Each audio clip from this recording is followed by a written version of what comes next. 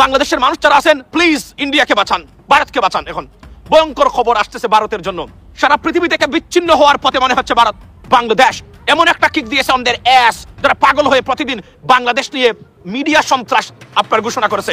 সব ষড়যন্ত্রকে রুখে দিয়ে বাংলাদেশের মানুষ ভারত থেকে বাংলাদেশকে মুক্ত করেছে, এবং ভারত বেপরোয়া পাগল প্রায়। কারণ বুদ্ধি থাকলে বস্তা তো আসলে তেল পুড়িয়ে যে নেওয়া যায়, সেটা ডক্টর মোহাম্মদ ইউনূস প্রমাণ করেছে। ভারতকে অসহযোগী দেশগুলোর তালিকায় অন্তর্ভুক্ত করেছে যুক্তরাষ্ট্রের অভিবাসন ও শুল্ক প্রয়োগ সংস্থা ICE। তবে এই তালিকায় নেই বাংলাদেশের নাম। শুধু যুক্তরাষ্ট্র নয়, ভারতের সাথে সম্পর্কের টানাপোড়েন শুরু হয়েছে ইউরোপীয় ইউনিয়নভুক্ত দেশ সুইজারল্যান্ডের। ভারতকে দেওয়া সবচেয়ে সুবিধাপ্রাপ্ত দেশের মর্যাদা বাতিল করেছে সুইজারল্যান্ড। ভারত আমাদের সাথে যুদ্ধ করতে চায়, আমি বলবো তোরাই কি আর করে ভারতকে। ভারত আমাদের সাথে যুদ্ধ কোনোদিন করবে না। যদি যুদ্ধ করার দুঃসাহস দেখায় তাহলে ভারতের কালো হাতকে ভেঙে দেবো। আসসালামু আলাইকুম রহমতুল্লাহি আবরাকাত। সম্মানিত দর্শক, কথায় আছে সময় এখন বর্ষাকাল, হরিণে চাটে বাঘের গাল।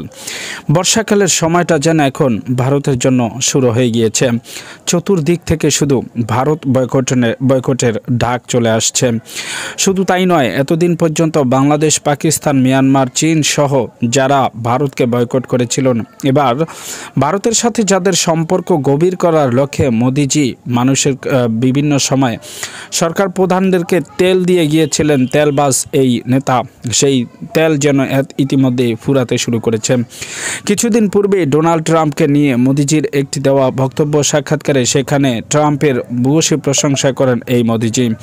ট্রাম্পের প্রশংসা এজন্যই করেন যদি আবারও ট্রাম্প ক্ষমতায় আসেন তাহলে যেন তার গদিটা আরও পাকাপোক্ত হতে পারে ট্রাম্পের সাথে ভালো বন্ধুত্বের জেরে। তবে সেটি একবার উল্টা হয়ে গিয়েছে। ট্রাম্প ক্ষমতায় এসেছেন ঠিকই, তবে ভারতের বর্তমান যে সরকার, প্রধানমন্ত্রী নরেন্দ্র মোদীজি, তাকে এবার একটা কিক মেরে মাঠের বাইরে ফেলে দিলেন এই ডোনাল্ড ট্রাম্প। যুক্তরাষ্ট্রে এবার ভারতীয় যে সকল নিষেধাজ্ঞা রয়েছে এবং যুক্তরাষ্ট্রে অসহযোগ দেশ হিসেবে সর্বপ্রথম ভারতের নামটি ঘোষণা করেছেন, যেখানে বাংলাদেশের নামও নেই। অসহযোগ দেশের মধ্যে আরও অন্যান্য দেশ রয়েছে, তবে ভারত সবচেয়ে গুরুত্বপূর্ণ ও সবচেয়ে আলোচিত একটি দেশের নাম, যেখানে শুধুমাত্র বাংলাদেশকে নয়, বিভিন্ন রাষ্ট্রের সাথে ভারতের যেই সম্পর্কের বৈরিতা চলছে সেটি এবার সোশ্যাল ও গ্লোবাল মিডিয়াতে উঠে এসেছে।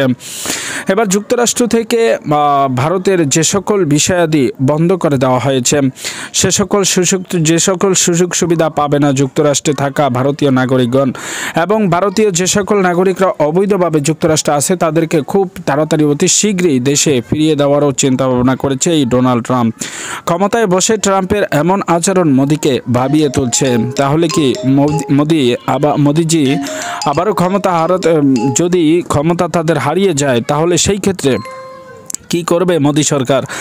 কিংবা যে ট্রাম্পকে যেই আশা নিয়ে মোদিজি সরকার ক্ষমতায় এনেছেন, সেটা কি আসলেই বাস্তবায়ন হবে কি না, বা বাস্তবায়ন হলে কি কি করণীয় রয়েছে?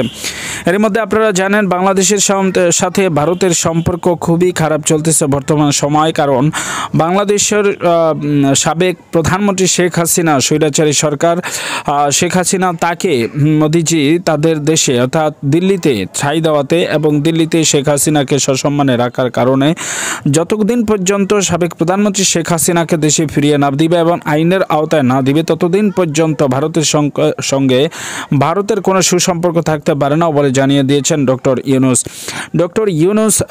শুধু তাই নয়, ডক্টর ইউনূসের নিষেধাজ্ঞা কিংবা যুক্তরাষ্ট্রের নিষেধাজ্ঞা শুধু তাই নয়, এবার ইউরোপীয় ইউনিয়ন থেকেও নিষেধাজ্ঞার ও কঠিন বার্তা দিয়েছেন এই ভারতকে।